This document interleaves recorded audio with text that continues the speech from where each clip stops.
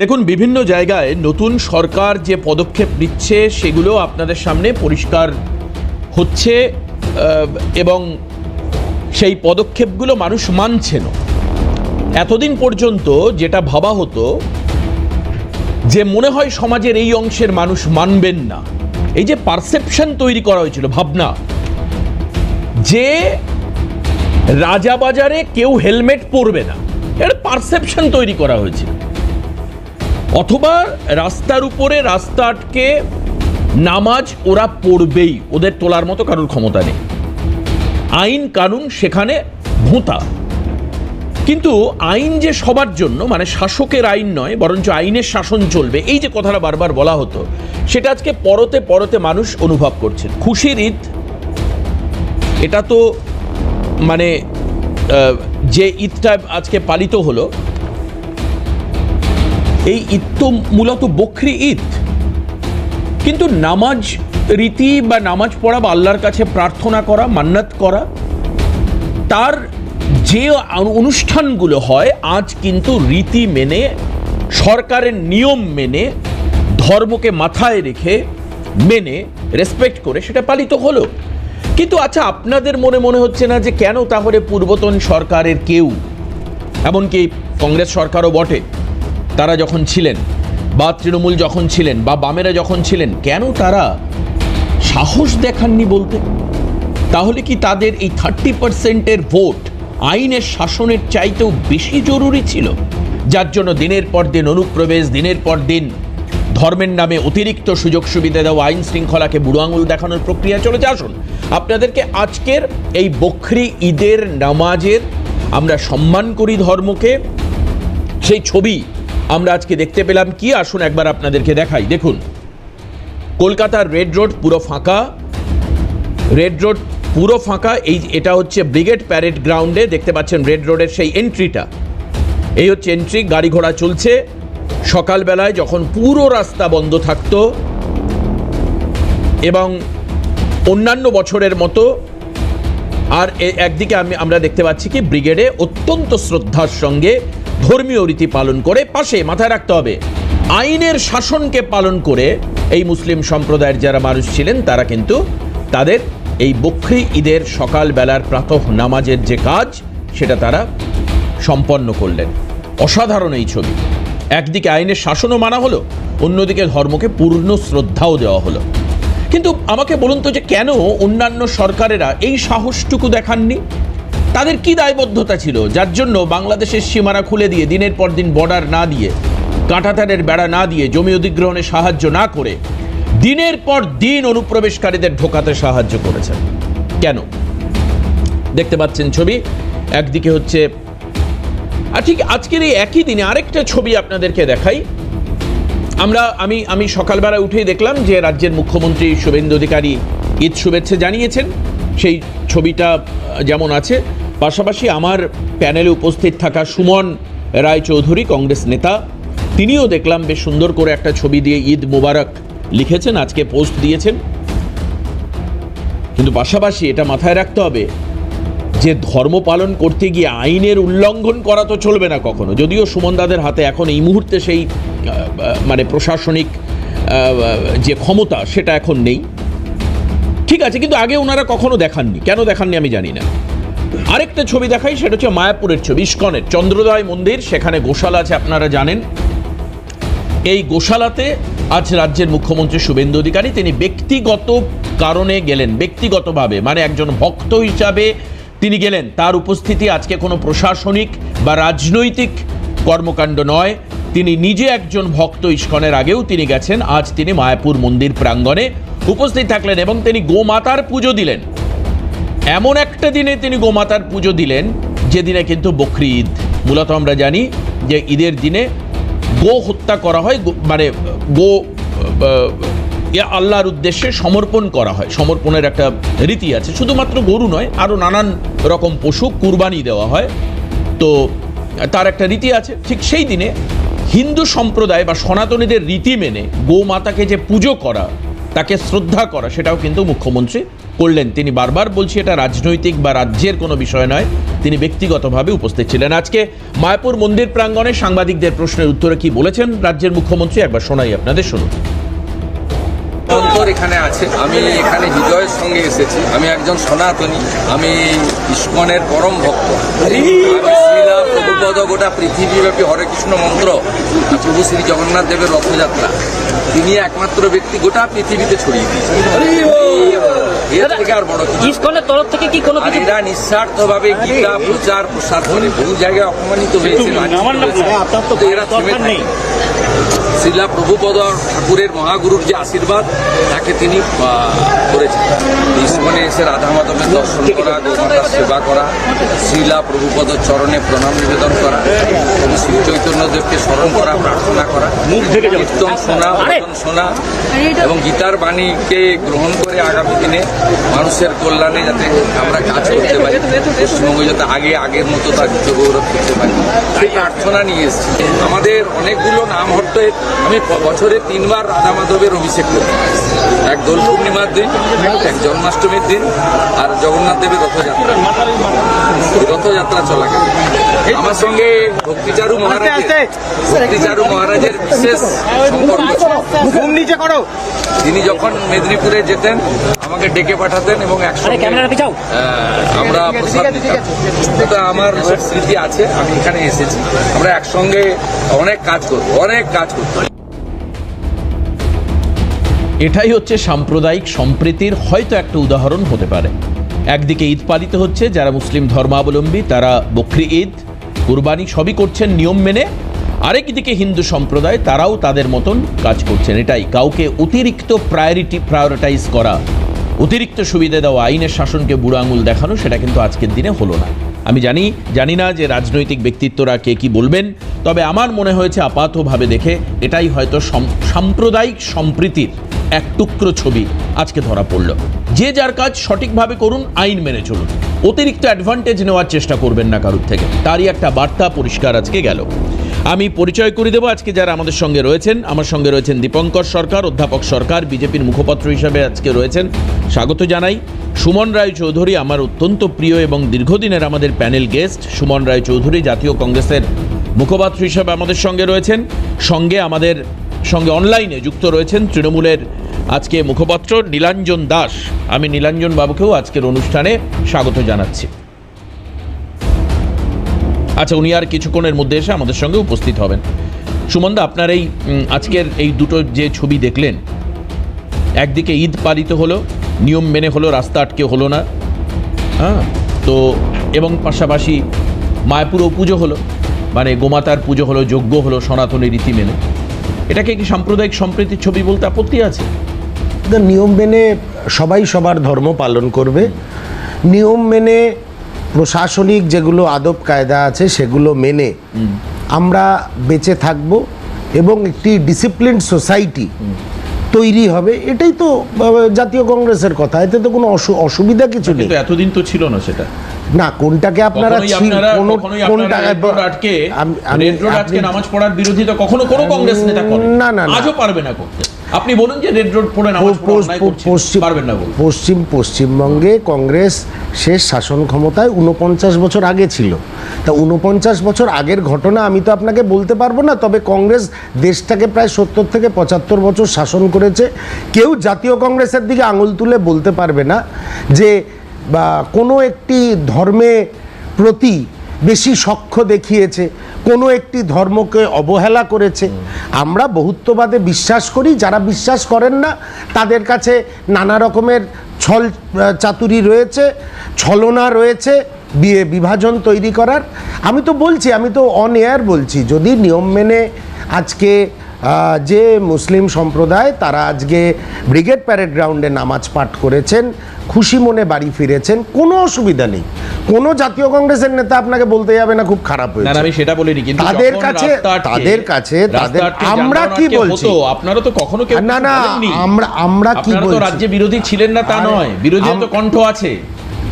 আরে আমার কণ্ঠ আপনি রুদ্ধ করছেন কেন? আরে না এখন মহা মুশকিলের ব্যাপার। এখন রুদ্ধ করছে, কিন্তু তখন তো আপনার বলা scope না আমি তো একটা কথাই বলছি, সরকার মনে করেছে রাস্তা বন্ধ করে নামাজ পড়া উচিত নয়, তারা নামাজ পড়তে যাবেন রেড রোডে, ব্রিগেড প্যারেড গ্রাউন্ডে, তারা গেছেন সুষ্ঠুভাবে কুরবানির নামাজ। এবং শুধু তাই নয় সুমন্ত, আমি একটু অ্যাড করি, আজকে একই সঙ্গে রাজাবাজার, তপসিয়া, তিলজলা, মেটিয়া বুরুজ, পার্ক সার্কাস সমস্ত জায়গায় আমাদের বক্তব্যটা কি? আপনারা আইন প্রণয়ন করুন আলোচনা করে, যাতে কেউ না মনে করে যে না আমি সংখ্যালঘু বলে আমি নিপীড়নের শিকার হচ্ছি। আরে শেষ করতে দিন। আরে আপনি ভারতীয় জনতা পার্টির হয়ে ব্যাখ্যা দিচ্ছেন কেন? আমি তো এটাই বুঝতে পারছি না। ফ্যাক্ট বলছি দাদা, আমি তো সরকারের বিরোধিতা করিনি কোথাও। না আমি তা বলছি না, আপনারা তো এতদিন বলেননি, আজকে আপনি সরকারের প্রশংসা করছেন। আরে করতেই পারেন না, প্রশংসার ব্যাপার নয়।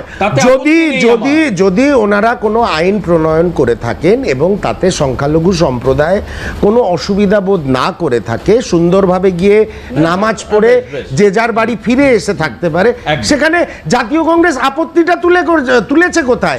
একটা স্টেটমেন্ট প্রদেশ কংগ্রেস সভাপতি বা কংগ্রেস নেতাদের দেখান যে আমরা বলেছি না ব্রিগেডে হয়ে খুব খারাপ হয়েছে, কোথাও দেখেছেন কি? আমি যেটা বলছি অদ্ভুত ব্যাপার।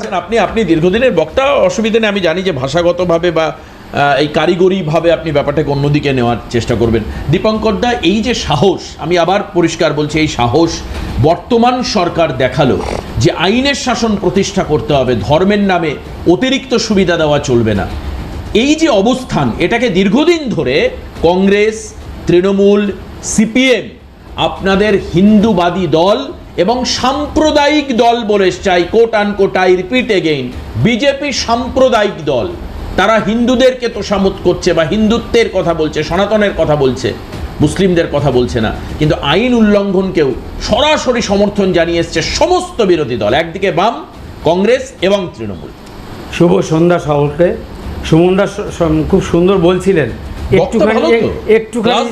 একটুখানি সুমনদাকে সংযোজন করি যে আইন প্রণয়ন নয়, আইন প্রণয়ন ভারতবর্ষের সংবিধান অনুযায়ী 1950 সালের আইনটা ছিল, কংগ্রেস তখন সরকারে ছিল, কংগ্রেস কোনোদিন প্রয়োজন বোধ করেনি এই বাংলায় আইনটাকে প্রয়োগ করার জন্য। 1950 সালের আইন আজকে ভারতীয় জনতা পার্টির নয়, পশ্চিমবঙ্গ সরকার হলো, শুভেন্দু অধিকারী মুখ্যমন্ত্রী হলেন, আইনের শাসন প্রতিষ্ঠিত হলো, নামাজ পড়ার জায়গা রেড রোড নয়, ব্রিগেড প্যারেড গ্রাউন্ড, নামাজ পড়ার জায়গা রাস্তা আটকে নয়, হচ্ছে গিয়ে নির্দিষ্ট ঈদগায় নামাজ পড়ার জায়গা। সারা পশ্চিমবঙ্গের মুসলিম সমাজকে আমি ধন্যবাদ দিচ্ছি, কারণ তারাও আইনের প্রতি শ্রদ্ধা জানিয়ে আজকে যে আইন 50 সালে ছিল পশ্চিমবঙ্গে পালন করার জন্য আজকে এত বছর পরে ভারতীয় জনতা পার্টি বা পশ্চিমবঙ্গের নতুন সরকার সেটাকে পালন করবে। মানে আমি বলি আজকে সম্প্রদায়কে আনডিউ অ্যাডভান্টেজ, মানে ওনারা চাননি কিন্তু আনডিউ অ্যাডভান্টেজ দরকার। এতদিন ধরে তো ওদেরকে যেভাবে করলে ভালো হতো, কোনোদিন বলেনি ভাই তোমরা আইনটা মান, একদম তাই, কোনোদিন বলেনি ভাই তোমরা আইনটা মানো। এটা কোন দায়বদ্ধতা দাদা? এটা এই আইন এই দায়বদ্ধতা রাজনৈতিক যে রাজ্যের মুখ্যমন্ত্রী রাস্তায় রেড রোডে দাঁড়িয়ে, সুমন একটু রেড রোডে দাঁড়িয়ে একটা সম্প্রদায়কে হিন্দু ধর্মকে গন্ধ ধর্ম বলেছিলেন গত নামাজে, তাহলে সেই রাজ্যে তো আনডিউ অ্যাডভান্টেজ তারা নেবেই, যে আমাদের এত তো সমত করেছে, বলেছিল 1 সেকেন্ড ছেড়ে দিলে নাকি পশ্চিমবঙ্গে তারা কি করে নিতে পারে। বিভিন্ন সময় বিভিন্ন বক্তব্য। আমি আজকে এই আলোচনাটা আমি একটুখানি বলতে চাই, আমি একটা কথা বলতে চাই দাদা, একদম আমি বলি, আজ থেকে 540 বছর আগে এই নবদ্বীপ ধামে যিনি জন্মগ্রহণ করেছিলেন তিনি সারা পৃথিবীতে সাম্যবাদের জনক মহাপ্রভু চৈতন্যদেব। আর সেই চৈতন্যদেবের জন্মস্থান মায়াপুরে আজকে সনাতনী সেবক পশ্চিমবঙ্গের মুখ্যমন্ত্রী, নবনির্বাচিত মুখ্যমন্ত্রী, বাংলার মানুষের মুখ্যমন্ত্রী, আজকে প্রমাণ হয়েছে সমস্ত সম্প্রদায়, সেই মুখ্যমন্ত্রী আজকে গেছেন এবং পুজো দেওয়ার ধরনটা, আগের মুখ্যমন্ত্রী দেখেছিলেন তো মা কালীকে কীভাবে ফুল দিয়েছিলেন, ঘন্টা কি করে উল্টো করে বাজাতে হয়, উল্টো করে ঘন্টা বাজে নিজের রাজনীতির ঘন্টা বাজিয়ে দিয়েছে, যেটা বাস্তব। আর আজকের মুখ্যমন্ত্রী মন্দিরে গেছেন, যেভাবে সুমনদার বিরোধী থাকতে পারে, আপনি আমার বিরোধী থাকতে পারেন, কিন্তু আমরা আমরা যেভাবে ছোটবেলায় ষষ্ঠাঙ্গ প্রণাম করা একদম, দেখেছিলাম একদম। সেভাবে প্রণাম করে মন্দিরে গেছে একদম। তৃতীয় দাদা, যে আমাকে একটা বিরতি দিন। তৃতীয় ষষ্ঠাঙ্গ প্রণাম করাটাই রীতি। আমি 30 সেকেন্ড একটা শুধু তাই না, না, নয়, সুমনদাও নিজে খুব আগে বড় যে করে কালী পুজো আগে করেন, মুখ্যমন্ত্রী উদ্যোক্তাও। যিনি গেছিলেন হ্যাঁ। আজকে সাধুরা বলেছেন মুখ্যমন্ত্রী যাওয়ার সময় ভিতরে মাত্র 5-6 জন ঢোকার চান্স পেয়েছিলেন এবং তাদেরকে একেবারে যাতা কলে যেখানে যেতে পারেন যেতে পারেন। কিন্তু আজকের বাংলার মুখ্যমন্ত্রী দেখিয়ে দিয়েছেন একদম। মন্দিরে তিনি একা নন, সমস্ত ভক্তবৃন্দরা অসাধারণ, অসাধারণ। সাধু সন্ন্যাসীরা সত্যি তারা তাই। সামনে গিয়ে কথা বলতে পেরেছেন, সত্যি তাই। তারা তাদের বক্তব্য যেমন জানাতে পেরেছে, শুভেচ্ছা জানাতে পেরেছেন, একদম। তারাও ওদিকে হরে কৃষ্ণ বলেছেন, মুখ্যমন্ত্রী ওদিকে জয় নিতাই বলতে পেরেছেন। একদম। এটাই বাংলা, আর এটাই বাংলার 500 বছর 45 একদম, বছর আগে এটাই ছিল, হয়তো আজকেও আছে। এটাই হয়তো সাম্প্রদায়িক সম্প্রীতির নতুন সমীকরণ। সাম্প্রদায়িক সম্প্রীতির এই শব্দটা সম্প্রীতির ব্যবহার করবেন না, এটা হচ্ছে কি একটা দেওয়া ওই সিপিএম এর টুট করে দেওয়া। আচ্ছা আচ্ছা আচ্ছা, বেশ। সাম্প্রদায়িক সম্প্রীতি এইটাই হচ্ছে এটাই এইটাই হচ্ছে বাংলার স্বাভাবিক চিত্র। সংস্কৃতি। আচ্ছা, এটাই সংস্কৃতি। এটাই নীলাঞ্জনের সাম্প্রদায়িক নীলাঞ্জন সম্প্রীতি দাস বলে আমাদের যেটা সঙ্গে নীলাঞ্জন দাস আমাদের সঙ্গে এসে উপস্থিত হয়েছেন, তৃণমূল কংগ্রেসের মুখপাত্র। একটা ছোট্ট বিরতি নিতে হচ্ছে সময়ের কারণের জন্য। দ্রুত ফিরে এসে নীলাঞ্জন বাবুর কাছে যাব, সঙ্গে থাকবেন সবাই। নীলাঞ্জন বাবু, যে সম্প্রদায়কে আমি আছি বলে সম্প্রদায় কন্ট্রোলে আছে বলেছিলেন না মমতা বন্দ্যোপাধ্যায়, আপনার মনে থাকবে ধর্ণা মঞ্চ থেকে, এবং যে মমতা বন্দ্যোপাধ্যায় রেড রোডে দাঁড়িয়ে নামাজে কি বলেছিলেন বা অভিষেক বন্দ্যোপাধ্যায় কি বলেছিলেন আমি আর বলতে চাই না। আজকে দেখুন সেই সম্প্রদায় কিন্তু সরকারি নিয়ম আইন মেনে সুন্দরভাবে ধর্ম পালন করলেন। মাঠে তারা বকরিদের নামাজ পড়লেন, ধর্মীয় রীতি রেওয়াজ তারা পালন করলেন। কোথাও তাদের মধ্যে উচ্ছৃঙ্খলতা দেখতে পাওয়া গেল না, চিৎকার চেঁচামেচি গন্ডগোল কিচ্ছু দেখা গেল না। বুঝতে পারছেন? এবার আমার কথা হচ্ছে মমতা বন্দ্যোপাধ্যায় দেখুন গতবারও ওই নামাজের দিনে কি অসাধারণ দায়বদ্ধতা থেকে উনি এবং অভিষেক বন্দ্যোপাধ্যায় দুজনেই হাত ধরাধরি করে চলে গিয়েছিলেন রেড রোডে। দেখুন এবার কিন্তু এই সাম্প্রদায়িক ইয়ের কথা মনে পড়েনি ওনার, উনি কিন্তু এবার আর যাননি। মুসলিম ভাইদের পাশে দাঁড়ানোর আর ওনার প্রয়োজন হয়নি। কি অসাধারণ না বলুন? দেখুন রাজনীতি কত কিছু করতে পারে না। এবার আর মনে পড়েনি মমতা বন্দ্যোপাধ্যায়। আজকে দেখুন শুভেন্দু অধিকারী নিয়ম করেছেন, কেউ ডিস্টার্ব করেনি। আবার উনি দেখুন একজন হিন্দু হিসাবে উনি কিন্তু মাথায় টুপি পরে গিয়ে ওই ইয়েতে দাঁড়াননি, আপনার না রেড রোডে না, ওই ব্রিগেড ময়দানে উনি যাননি। উনি কিন্তু ওনার ধর্ম পালন করেছেন। তৃণমূল কংগ্রেস দিনের পর দিন মুখে মুখে এই কথা বলে এসছে, ধর্ম যার যার উৎসব সবার, কিন্তু কাজের কাজ কিচ্ছু করেননি। কিভাবে একটা রাজনৈতিক দল আইনকে বুড়ো আঙুল দেখিয়েছে দিনের পর দিন, অ্যাজ ওয়েল অ্যাজ কিভাবে মানুষের সমস্যা করেছে বলুন দেখি। আজকের জন্য কখনো অনুশোচনা হয়? কিছু বলবেন দাদা আজকে? একদমই কিসের অনুশোচনা হবে আমি বুঝতে পারছি না। প্রত্যেক বছর তৃণমূল কংগ্রেসের যে 15 বছরের শাসনকাল, সেখানে এই ধরনের অনুষ্ঠান হতো, সামাজিক সমস্ত অনুষ্ঠান, রিলিজিয়াস অনুষ্ঠান, সেখানে প্রত্যেকটিতেই মমতা বন্দ্যোপাধ্যায় তিনি রাজ্যের প্রশাসনিক প্রধান হিসেবে তিনি উপস্থিত থাকতেন এবং মানুষের উৎসবে তিনি সামিল হতেন। এতদিন এটা রেড রোডে হতো, এখন সেটা সরকার মনে করেছে সেটা অন্যত্র শিফট করেছে, সমাজের যারা মানুষ তারা মেনে নিয়েছেন, এটার মধ্যে তো কোনো সমস্যার কিছু আমি মনে করছি না। এত স্বাভাবিকভাবে বলছেন, এতে সাধারণ মানুষের সমস্যাটা একবার ভাবলেন না? যে রেড রোডটা আটকে থাকলে রাজাবাজার, তপসিয়া, তিলজলায় যেভাবে ঈদ পালন হতো, এবার কি সেটা হলো? অসুবিধা হয়েছে বলে আমি জানি না। আপনি কবেকার উচ্ছৃঙ্খলতার কথা বলছেন আমি জানি না। আপনি বলছেন এবার সবকিছু শৃঙ্খলা, একটা রাস্তা আটকে রেখে না দেখুন, আপনি আমাদের অতিথি, আপনাকে আমি বলবো এই শব্দটা যে আপনি ভাবের ঘরে চুরি করছেন, এটা তো ভালো শোনায় না। এটা তো ভালো শোনায় না যে আপনি ভাবের ঘরে চুরি করছেন। দেখুন সাধারণ মানুষকে রেড রোডটা আটকে দিয়ে রাজাবাজারে ঢোকা যেত না, তিলজলা, তপসিয়া, পার্ক সার্কাসে যাওয়া যেত না এই দিনগুলোতে। আপনি বলছেন যে কোনো জায়গায় কিছু হতো না। আপনার সমস্যা, যাওয়া যেত না, আপনার হয়তো কিছু সমস্যা। আপনি কিভাবে যেতেন? টপকে শুনুন, আপনি রেড রোডে কিভাবে যেতেন? হেলিকপ্টার নিয়ে যেতেন? কোনোদিনও এই সময় ঈদ উজ জোয়ার সময় কোনোদিনও উচ্ছৃঙ্খলতা হয়েছে বলে আমার তো জ্ঞানে নেই, প্রথম কথা। দ্বিতীয় কথা, আপনি বলছিলেন একটা সম্প্রদায়ের কথা, যেটা তিনি ধর্ণা মঞ্চ থেকে বলেছেন, এই এসআইআর করে মানুষের ভোট কাটা হচ্ছিল, তখন মমতা বন্দ্যোপাধ্যায় সেই ধর্ণা মঞ্চে ছিলেন, তিনি সেখানে বলেছিলেন, তিনি একটি বক্তব্য আচ্ছা আমাকে একটা কথা বলবেন নীলাঞ্জন দা, আমাকে আপনাকে কারেক্ট করছি। আচ্ছা আচ্ছা বলুন। সেখানে একটি সম্প্রদায়ের কথা তিনি বলেছিলেন, পরে দলের মুখপাত্ররা তার অনুমতি নিয়ে তার ক্লারিফিকেশন দিয়েছিল যে তিনি মিন করতে চেয়েছেন এটা বাঙালি সম্প্রদায়ের কথা বলেছে, বাঙালি কমিউনিটিকে বলেছে। তিনি একবার, এটা আপনি জানেন না, সেটা আপনার মানে প্রবলেম হতে পারে, প্রথম কথা। দ্বিতীয় কথা, গান্দা ধর্ম। এই গান্দা ধর্ম নিয়ে আমার মনে আছে এখানে বিজেপির যিনি মুখপাত্র বসে আছেন তার সাথেও আমার ঠিক মোটামুটি 1-1.5 বছর আগে এটা নিয়ে আলোচনা হয়েছে। আমি তখনও বলেছিলাম, মমতা বন্দ্যোপাধ্যায় যেটা বলেছে, এটা বিজেপির আমদানি করা যেই ধর্ম সেটা গান্দা ধর্ম।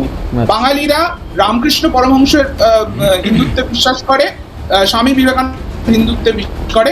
আমরা বিজেপির এই হিন্দু, আপনারা ধরতে পেরেছেন যে বিজেপি কোন হিন্দু ধর্মটা আমদানি করেছিল? ভারতীয় সংস্কৃতি, সেটাকে আমরা মানি না, সেটাকে আমরা স্বীকার করি না। বিজেপি কোন হিন্দু ধর্মটাকে আমদানি করেছে এটা আপনি ধরতে পেরেছেন? আমার দ্বিতীয় প্রশ্ন, দাদা একটু শুনুন, আপনি একটু শুনুন। দেখুন এখানে বসে দুজন অনেক পুরনো প্রবক্তা চুপচাপ কত সুন্দর ধৈর্য ধরেছেন। 1950 সালের যে আইন, সে আইনটাকে আপনারা বছরের পর বছর লঙ্ঘন করেছেন। আপনি আজকে কিছুই লঙ্ঘিত হয়নি। রাজ্য সরকার এটাকে ছাড় দিতে পারে, সেটা আছে রিলিজিয়াস পারপাসের জন্য, সেটাকে রাজ্য সরকার ছাড় দিতে পারে। এবার রাজ্য সরকার দেননি, মিটে গেছে, তারা দেননি। মানুষের রুলস, যেই রুলস করেছে বর্তমান রাজ্য সরকার, সেটাকে মেনে মানুষ করেছে। সেটা যদি কেউ কোথাও উল্লঙ্ঘন করে থাকে তো সেটাও রাজ্য সরকারের ওপরেই দায় হবে। এর এতদিন অবধি যতগুলো সরকার এসছে, সেটা কংগ্রেস আমল বলুন, বাম আমল বলুন, তৃণমূল আমল বলুন, প্রত্যেকটা ক্ষেত্রেই বকরি ঈদের সময় ওই যে অ্যানিমাল ক্রুয়েলটি অ্যাক্ট, সেটাতে একটা ছাড় দেওয়ার জায়গা রাজ্য সরকারকে ছিল, সেটা রাজ্য সরকাররা দিয়েছে। কেন দিতেন ছাড়টা? না কেন দেওয়া হতো? কেন ছাড়টা? তোষামোদের ছাড়, তোষামোদের কি আছে? তাহলে এতদিন যতগুলো সরকার করে এসেছে, দেখুন এটাই তো আপনাদের সমস্যা। আপনারা তো মানুষের প্যাম্পারিং এর ছাড় এটা বোঝেন না। যেই বাংলায় 30% মুসলমানরা থাকে, তাদের একটা, তাদের ইসলামিক একটা কালচার, একটা ট্র্যাডিশন, যেখানে তারা স্যাক্রিফাইস করে অ্যানিমাল, তারা পশু তারা স্যাক্রিফাইস করে। সেটাতে আপনাদের সমস্যাটা কোথায়? এবং শুধুমাত্র খেয়ে উল্লাস করা, এটা রক্তের উল্লাস নয়। মানে দেখুন, আপনার মধ্যে অবলা প্রাণীদের সম্পর্কে এটুকু মানবিকতা নেই। আমি জানি না কার কি কালচার, আমি জানি না কার কি কালচার, আমি জানি না। আমি একটু বলবো? হ্যাঁ নিশ্চয়ই। আচ্ছা আমি দীপঙ্কর দার কাছে যাব। নীলাঞ্জন বাবুকে আমি 2-1 বিভিন্ন প্যানেলে মিট করেছিলাম। ইয়াং ভদ্র মানুষ, শিক্ষিত মানুষ, সেদিক দিয়ে কোনো অসুবিধা নেই। কিন্তু উনি এই মুহূর্তে একটা বিলুপ্ত সম্প্রদায়ের প্রতিনিধিত্ব করছেন। আপনি যদি বিলুপ্ত প্রায় না, বিলুপ্তই। আজ ওনাদের মুখপাত্ররা, প্রাক্তন সাংসদরা বিভিন্ন পদ থেকে ইস্তফা দিয়েছেন। মানে তাসের ঘরের মত, মানে মাল কামানোর রাস্তা যেই বন্ধ হয়ে গেছে, দলটার দোকান বন্ধ হয়ে গেছে। হ্যাঁ, দোকানদারকে আর কেউ মানছে না, উনি তাদের প্রতিনিধিত্ব করছেন। আমার খারাপ লাগছে যে রাজনীতি করব। আরে দাঁড়ান না, হ্যাঁ আপনার এত প্রশংসা করলাম, আপনি শিক্ষিত মানুষ, যুবকদের প্রতীক। আপনাকে আমি ব্যক্তিগত স্তরে আমার খুব ভালো লাগে, আপনাকে শিক্ষিত মানুষ আপনি একজন। কিন্তু দলটা বিলুপ্ত প্রায় কেন হলো? ওনাদের এই জিনিসটা ওনারা কখনো অনুধাবন করার চেষ্টা করেন না। বিলুপ্ত এই কারণে হলো, একটা দলের যদি গঠনতন্ত্রের মধ্যে নীতি আদর্শ কিছু না থাকে, এক সফট এই র্যাডিক্যালিজম, আর আরেকটা হচ্ছে যেভাবে হোক টাকা রোজগার করো। তা আমি যদি দেখি যে আমার যিনি ক্যাপ্টেন, তিনি ঘরে ঢুকে গেছেন, তিনি আর কোনো ধর্ণা আন্দোলন কিছুতেই নেই, না ঘরে ঢুকে গেছেন, আন্দোলন, তো সেই ঘর তো ভেঙে পড়বে। তা নীলাঞ্জনে আমার ছোট ভাইকে এতটা কথা বলিয়ে এত বিড়ম্বনা আপনারা করেছেন। আমি তাহলে আর বিড়ম্বনা বাড়াচ্ছি না, একটা বিরতি নেব। কিন্তু বিশ্বাস করুন, আমি প্রায় 17 বছর ধরে এই পলিটিক্যাল প্রোগ্রাম করি। যে দলের 80 জন বিধায়ক আছেন, জনপ্রতিনিধি, যে দলের 29 জন লোকসভার সাংসদ রয়েছে, এত খারাপ অবস্থা, মানে দৈন্য দশা আমি আগে কখনো দেখিনি। আমায় মার্জনা করবেন যদি শব্দ চয়নে কোনো ত্রুটি হয়। 80 জন জনপ্রতিনিধি এবং 29 জন লোকসভার সাংসদ থাকা দলের এই বিড়ম্বনা আমি আগে কখনো দেখিনি। This is the first time. সব জেলা পরিষদ, সব জেলা পরিষদ, পঞ্চায়েত, কর্পোরেশন, মানে এই দুর্দশা দেখিনি আগে দাদা। আর সব এই যে দলের গঠনতন্ত্র নিয়ে সুমনদা যে কথাটা বললেন না, আমি এটা নিয়ে আলোচনা নয়, তবে সুমনদা খুব কথা বলেছেন, খুব লিউক্রেটিভ, খুব লোভনীয় কথাটা কি, সেটা যে মাল কামানোর রাস্তা বন্ধ হয়েছে তো দল ছাড়ছে। সত্যি কি তৃণমূল নেতারা মাল কামাতেন? বিরতির পর ফিরে একটা ছবি দেখাবো আপনাদের, খুব ইন্টারেস্টিং। না বন্টন করতেন, লণ্ঠন নিতেন নাকি আমি জানি না, বাট বিরতির পর একটা ছবি দেখাবো একজন পঞ্চায়েতের ভাইস প্রেসিডেন্ট কি করতে পারেন বিয়ন্ড অফ অল ইমাজিনেশন। আমি জীবনে দেখিনি, আপনাদের দেখাবো সেই ছবি। বিরতির পর ফিরে এসে সঙ্গে থাকুন। ফিরে আসলাম আলোচনায়। আপনাদেরকে একটা ছোট্ট ছবি দেখাবো, কিন্তু ছবিটা আনইন্টারাপ্টেড দেখাবো, কোনো রকম বিড়ম্বনা থাকবে না। খুব ভালো করে দেখুন। যে ব্যক্তি এই বাড়ির মালিক, আর বাড়ির ছবি দেখাবো, যে ব্যক্তি এই বাড়ির মালিক তার প্রশাসনিক পদ হচ্ছে তিনি বন্দিপুর গ্রাম পঞ্চায়েতের উপপ্রধান। আসুন তার বাড়ির ছবি আমরা দেখি। দেখুন, দেখতে থাকুন, ভালো লাগলে বলবেন পরে।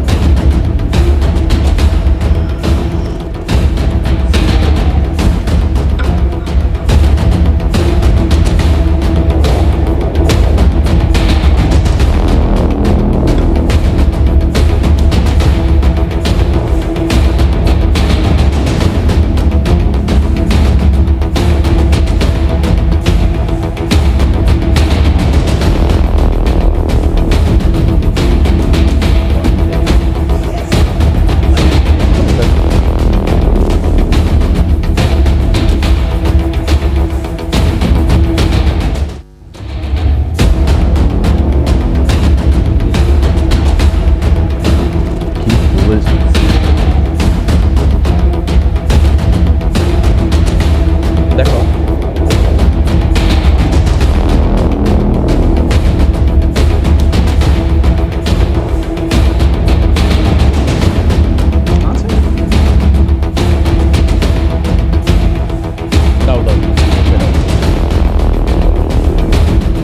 দ্য গ্যালাক্সি হাউস কেমন লাগলো সবার? একজন তৃণমূলের পঞ্চায়েত উপপ্রধানের বাড়ি। তবে পঞ্চায়েত উপপ্রধানের এটা কি পৈতৃক ভিটে? বাবা কি কয়েকশো কোটি টাকার মালিক ছিলেন? বিস্তারিত আমরা জানি না।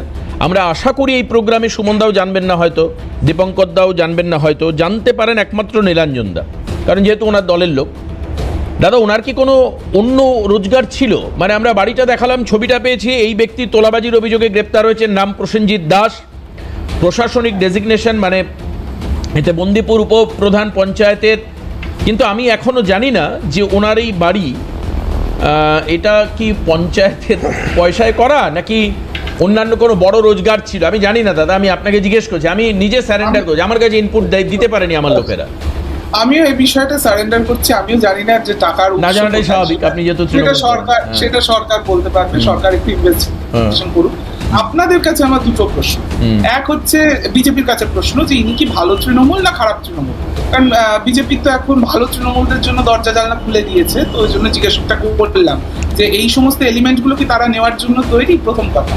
দ্বিতীয় প্রশ্নটা হচ্ছে যে আপনারা একটু ইনভেস্টিগেটিভ জার্নালিজম করুন, আপনারা একটু দেখুন তো বিজেপিরও তো জায়গায় জায়গায় প্রচুর পঞ্চায়েত প্রধান উপপ্রধান রয়েছে, তাদের একটুখানি মানে তারা কিরকম থাকেন একটুখানি যদি বিভিন্ন জায়গায় বলতে আমাদের পশ্চিমবঙ্গের মধ্যে না বাইরে, বাইরের রাজ্য বলছেন না, পশ্চিমবঙ্গে। তার মানে 4 তারিখ অবধি আপনার প্রশাসন ছিল, আপনি বার করতে পারেন, এখন আমাকে রাস্তায় বেরোতে হবে এই বয়সে। আমার তো এনি ইন্টারেস্ট ছিল না। আর তৃণমূল কংগ্রেস এই বয়সে এখন আপনি বলছেন আপনি বেরোন রাস্তায়। তৃণমূল কংগ্রেস তো গিয়ে গিয়ে বিজেপি বা অন্যান্য বিরোধীদের কার কি সম্পত্তি আছে বা কি আছে সেই নিয়ে তো কাউকে অ্যারেস্ট করেননি। সেটাই, নিজেরা সম্পত্তি বাড়ানোর চেষ্টা করেছিলেন। মমতা বন্দ্যোপাধ্যায় তো এতই উদার ছিলেন, সত্যি তাই, বাবা সত্যি তাই, যারা খুন করেছে, হাত কেটে দিয়েছে, একদম। তৃণমূল কংগ্রেস তো উদারের ঠেলায় ফুলচাঁদ শেখ, তপন কান্দু সব পৃথিবী ছেড়ে চলে গেছে। আর ওই এত উদার মমতা বন্দ্যোপাধ্যায়। তাপস মণ্ডলের বাগান বাড়ি, শান্তনু সিনহা বিশ্বাসের প্রসাদের মতো বাড়ি, প্রশান্ত বর্মন আপনাদের সময়কার ভিডিও। আরে দিলীপ মণ্ডলকে ভুলে যাচ্ছেন কেন? বাড়ির ভিতরে স্ট্যাচু। হ্যাঁ, দিলীপ মণ্ডলের বাড়ি। আমাকে দিতে হবে। অসাধারণ দাদা, অসাধারণ। বিজেপি মুখপাত্রকে আমার নিজের খুব ভালো লাগে যে সত্যি যদি এত হাই প্রোফাইল একটা রাজনৈতিক দল হয় যেখানে এত লোক বা কি বাড়ি ছোট করে দেখালে কেউ বুঝতে পারে, বড় করে দেখাও দিলীপ মণ্ডলের বাড়ি। Kalighat police station. হ্যাঁ, এই যে কি সুন্দর বাড়ি দেখুন, রিসর্টের মতো। এর আগেরটা ছিল পুরো কর্পোরেট ফর্মে তৈরি বাড়ি, এখানে আবার সুইমিং পুল, কত সুন্দর। গৌতম পালের বন্দুকটা দেখান। কোনটা? গৌতম পালের বন্দুক, ওটাও সুন্দর দেখতে। গৌতম পালের বন্দুক? হ্যাঁ, তার আগে তো মসলন্দপুরের অজিত সাহার 200 রাউন্ড গুলি দেখাতে হবে। তাও 700 রাউন্ড, হ্যাঁ 700 রাউন্ড, 600 রাউন্ড গুলি। শুভেন্দু অধিকারী তাকে তার সিএমও তে পোস্টিং দিল। এই বেশ দেবাশিস, তোমরা সেই রাজীব শেখ আরে না ভাই। কি নাম তাকে ভুলে যাচ্ছ? দুই বউ, হ্যাঁ। বড় বউয়ের একটা তাজমহল, ছোট বউয়ের একটা তাজমহল। সব। জিজ্ঞেস করা হয়েছিল আপনার পাশাপাশি দুটো বাড়ি কেন, বললে এটা বড় বউয়ের জন্য এই তাজমহল, ছোট বউয়ের জন্য এই তাজমহল। সেও এরকম এক গ্রাম পঞ্চায়েত প্রধান। প্রধান। আমার কথা নেই। দীপঙ্কর দা, হ্যাঁ। নন্দীগ্রামের সেই নেতা কি আবু তাহের নাকি তার বাড়ি দেখে মমতা ব্যানার্জি বাড়িতে না ঢুকে বেরিয়ে চলে গেছিলেন, মনে আছে? হ্যাঁ, আবু আরে তাহের নামটা সে- এক্ষুনি আর মনে আসছে না। হ্যাঁ। বিখ্যাত নাম আর কি, হ্যাঁ। কর্মাধ্যক্ষ ছিল নন্দীগ্রামে। হ্যাঁ, হ্যাঁ, একদম। আবার শুভেন্দু দাদার এগেনস্টে অনেক কিছু বলেছিল। হ্যাঁ, হ্যাঁ, আর সে সময় মনে হয় একটুখানি বুঝতে ভুল হচ্ছিল তৃণমূলের। আর এসব তৃণমূল সম্পর্কে না বলাই ভালো। কিন্তু এই প্রাসাদ নিয়ে বলছেন কার বাড়িতে নাকি কানাডা থেকে ঝাল লন্ডন আছে। সে তো আপনার হাওড়াতে অরূপ রায়ের অনুগামী যে, সেই তো হ্যাঁ, কানাডার শামীম আহমেদ। শামীম আহমেদ তার প্রাসাদের নিচে বা বাড়ির নিচে প্রাসাদ। যে অত মাটি উঠে কোথায় গেল, মাটিগুলো কোথা থেকে তুলে মানে কালীঘাটি দিয়ে এসেছিল, তার জন্য মানে প্রাসাদ তৈরি করতে পেরেছিল। মানে দাদা সত্যি party with difference। বন্দিপুরটা এখান থেকে বেশি দূর না, আপনার এখান থেকে ভাবতে খুব হবে, সম্ভবত সোজা যদি যান 4-5 কিলোমিটারের মধ্যে যাওয়া যাবে, আধা ঘন্টায় আমি ঘুরে চলে আসতে পারবো। আর আর এই যে প্রসেনজিৎ বাবু পঞ্চায়েতের উপপ্রধান, এই দায়িত্ব যদি বিজেপি সরকারকে নিতে হয়, বিজেপি সরকার খুঁজে বের করবে এরা চুরি করবে, এরা ডাকাতি করবে, এরা বন্দুক রাখবে, এরা লুট করবে, এরা পাট খেতে টাকা রাখবে, এরা ধর্ষণ করবে, এরা পার্কিং স্ট্রিট ঘটাবে, এরা কান্দুনি ঘটাবে, এরা আর্জিকর ঘটাবে। আর এদের এইগুলোকে খুঁজে বের করা দায়িত্ব বর্তমান ভারতীয় জনতা পার্টির সরকার। আর নির্লজ্জ, বেহায়া, চোর, তোষণকারী বেশ একটা বিরতি একটা নিই। সরকার বিগত 15 বছরে বাংলায় থেকে গেছে। আর বাংলার লোকের জীবন ওষ্ঠাগত করে দিয়েছে। বেকারদের চাকরি চুরি, ঠিক বাড়ি চুরি, কয়লা চুরি, পাথর চুরি। দাদা আমি বিরতি নিয়ে তাদের ফিরবো। ওই আমি বিরতি নিয়ে ফিরছি দীপঙ্কর দা, 1 মিনিট। কিন্তু না বলবেন, আপনি তো টানা বলছেনই, কোনো অসুবিধা নেই, আপনি বুতো বলবেন। কিন্তু প্রশ্ন হচ্ছে যে একটা জায়গায় পুলিশের প্রতি আপত্তি রয়েছে আমাদের এখনো পর্যন্ত এই রাজ্য পুলিশের, সেটা হচ্ছে প্রচন্ড গরমের কথা চিন্তা করে কিছু কিছু নেতাকে হাফ প্যান্ট আর গেঞ্জিতে অ্যারেস্ট করছেন। এটা ঠিক নয়। যে অপরাধী তাকে এই কমফোর্টটা দেওয়া আমার মনে হয় উচিত না। হাফ প্যান্ট পরে আরাম করে গেঞ্জি পরে রাস্তা দিয়ে হাঁটতে হাঁটতে যাচ্ছে, এটা মনে হয় পুলিশ কি ঠিক করছেন। আমি আসবো বিরতির পর, ফিরে এসে আলোচনায় থাকবো, সঙ্গে থাকবো। ফিরে আসলাম আলোচনায়। আমরা আলোচনায় থাকবো, কিন্তু এর মধ্যেই তৃণমূল অনেকটা, আমরা ছোটবেলায় আজও মনে আছে যে তাস খেলতে পারতাম না, বাট তাস দিয়ে ঘর বানাতাম। এটা বাস্তব। তাসের উপর তাস রেখে ধাক্কা লেগে যদি পড়ে যেত, দুটো একটা তাস পড়তো না, পুরোটাই মাটিতে পড়ে যেত, খুব কষ্ট লাগতো। কিন্তু আজকে অনিয়ম, বেনিয়ম, দুর্নীতি, এতে যদি দল ভাঙে, তো আমার মনে হচ্ছে যে হয়তোবা দুর্নীতি শেষ হচ্ছে। কোনো একটা দল নয়, বরঞ্চ দুর্নীতি, তোলাবাজি, অবক্ষয়, সামাজিক অনুপ্রবেশকারী, এই ইতিহাস এটা শেষ হচ্ছে, এটা ডিসলভ হচ্ছে আমার যা দেখে মনে হচ্ছে। আমি জানি না কে কি বলবেন। আমি প্রথম যাব নীলাঞ্জনের কাছে। নীলাঞ্জন, আজকেই শান্তনু সেন, গতকাল অরূপ চক্রবর্তী, সুশান্ত ঘোষ, একদিকে কাকুরি ঘোষ দস্তিদার, আমি ছোট বড় আরও নেতার কথা বলবো না, দলে তো আর মানে আদতে থাকলো কি? এই তো আমরা আছি, আমরা তো লড়ছি। আর যারা এই বেরিয়ে যাচ্ছে এখন, তাদের নিশ্চয়ই ভিতরে কোথাও ভয় আছে। তারা মমতা নিশ্চয়ই বন্দ্যোপাধ্যায়কে কোথাও কবিতা লিখতে হচ্ছে গিরগিটি বলে। না অবশ্যই এরা গিরগিটি না তো কি, এদের গিরগিটিও এদের দেখে লজ্জা পাবে। এদের দেখে লজ্জা পাবে গিরগিটি। আমি নিজে বলছি, এরা বড় নেতা হতে পারেন। কার জন্য নেতা হয়েছেন? মমতা ব্যানার্জির জন্য। তাকে আজকে দল একটুখানি এবং এমন কিছু খারাপ পরিস্থিতিতে, আপনি একটু আগে খুব রাইটলি বলছিলেন যে তৃণমূল কংগ্রেসের এখনো 80 জন বিধায়ক রয়েছে, সংসদে প্রায় 42 জন সাংসদ। তো 42 জন আবার কোথা থেকে আসে আপনাদের? তো যারা বেরিয়ে যাচ্ছেন তাদের নিশ্চয়ই 40 জন বেরিয়েছেন এমন নাকি? কিছু ভয় রয়েছে, তাদের নিয়ে ভয় নিয়েছে কাজ আমাদের করছে গুলো। যে এমন কিছু করেছি যেটা নতুন সরকার এসে আমাকে ধরবে। এই ভয়ের জায়গা থেকে তারা আজকে এই ধরনের পদক্ষেপ নিচ্ছেন। এবং এটা শুধু নেতা মন্ত্রী সাংসদ এরা নন, দলের কিছু মুখপাত্র যারা বড় বড় লেকচার মারছেন এতদিন অভিষেক বন্দ্যোপাধ্যায়ের ক্যামাক স্ট্রিটের অফিসের বাইরে হত্যে দিয়ে পড়ে থাকতেন, জন্মদিনে বড় বড় কেক গিফট এইসব নিয়ে নিয়ে দাদা দেখা এ তো দিতে হতোই, দাদাকে সন্তুষ্ট না করলে তো চলবে না, না? কর্মীরা পারতো না। কিন্তু দলটার নাম তৃণমূল কংগ্রেস, তৃণমূল স্তরের আমাদের মতো কর্মীরা মমতা বন্দ্যোপাধ্যায় অভিষেক বন্দ্যোপাধ্যায়ের সাথে আছে। যতদিন আছি ততদিন এই দল কিচ্ছু হবে না। মমতা বন্দ্যোপাধ্যায় অভিষেক বন্দ্যোপাধ্যায় যতদিন আছেন এটাই দল। দল মানে নেত্রী এবং কর্মী, এই নিয়ে দল চলে। মোটামুটি যারা একটা চলে যাচ্ছে আমি বলবো এতে দল শুদ্ধ হচ্ছে, দল থেকে একটা ব্যাড ব্লাড বেরিয়ে যাচ্ছে। এর জন্য আমি অত্যন্ত খুশি। যত তাড়াতাড়ি আরো যারা যাবো মনে করছেন পাঁচিলে টাচিলে বসে আছেন, পাঁচিল থেকে মানে সত্তর নেমে পড়ুন। বিজেপি দাদা কি বলবেন? সুমন দাকে বলি, লাস্টে আমি দীপঙ্কর দার গায়ে যাবো। সত্যি এটা নীলাঞ্জন মনে করছেন দল শুদ্ধ হচ্ছে, শুদ্ধিকরণ চলছে। নীলাঞ্জনের কথাগুলো অরূপ শান্তনু সেনরা শুনতে পাচ্ছে কিনা আমি জানি না। যাই হোক, ওরা না হয়তো শুনবে, যখন পাবলিক ডোমেনে বলছে আজ না হয় কাল শুনবে হয়তো। ওরা দেখুন এই যে ইস্তফাগুলো হচ্ছে হ্যাঁ। ফ্রম সিরিয়াল রেজিগনেশন, এটা হচ্ছে মরাল ব্রেকডাউন থেকে। দিনের পর দিন তারা কি দেখেছে, তাদের নেত্রী কোনো দুর্নীতি, সবসময় দুর্নীতিকে ব্যাকআপ দেয়। কোনো ধরনের ধর্ষণ হলে, মহিলাদের উপরে অত্যাচার হলে যারা সেটার প্রতিবাদ করে, হয় তারা ট্রান্সফার হয়ে যায়, তারা কম্পালসারি ওয়েটিংয়ে চলে যায়, এবং সেই ঘটনাকে বাংলার মহিলা মুখ্যমন্ত্রী ডিফেন্ড করার চেষ্টা করেন। এটা আজকে নয়, যারা ডিফেন্ড করেছিলেন এই আমি কাগজগুলো শেষ করে একটু নীলাঞ্জন, আমি তোমায় দাঁড়ান, ইন্টারাপ্ট করিনি। হ্যাঁ, আমি একটা সিম্পল এক্সাম্পল দিচ্ছি।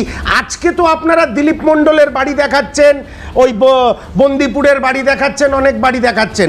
আজ থেকে 7 বছর আগে নদিয়ার চাপড়ার তৃণমূল নেতা রাজীব শেখ 2 বউয়ের জন্য 2টি তাজমহল বানিয়েছে। আজকের কথা বলছি, 7 বছর আগের কথা। 7 বছর আগের কথা বলছি।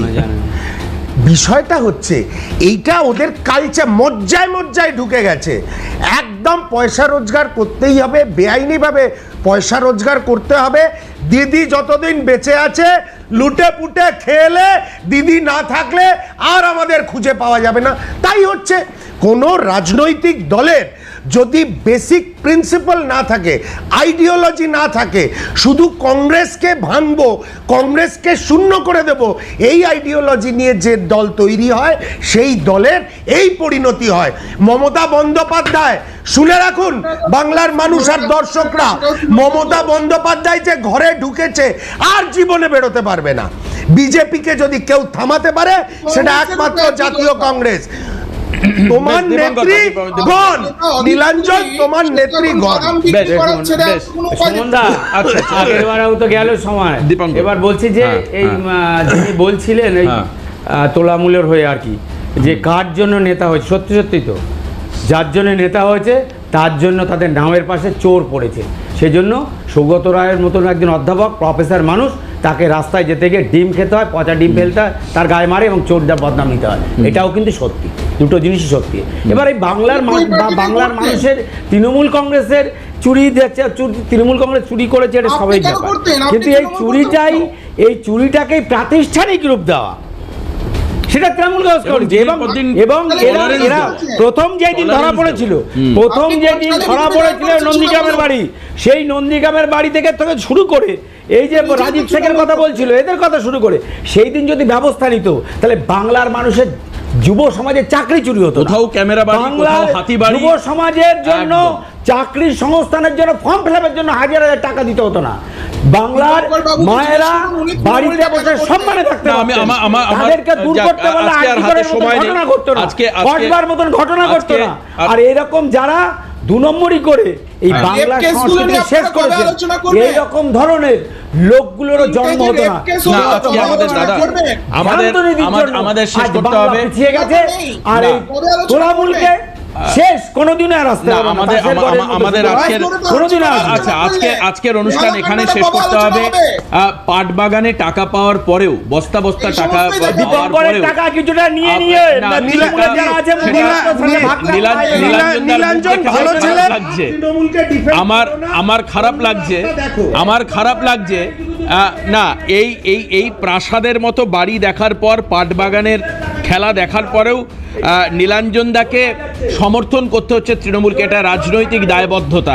আমি জানি না যে ভালো তৃণমূলের একত্রিত হয়ে ভালো তৃণমূল তৈরি করতে পারবে কিনা। তবে প্লিজ বিজেপিতে এসে মানুষের ইম্প্যাক্ট ইমেজটা খারাপ করে দেবেন না, এটাই অনুরোধ।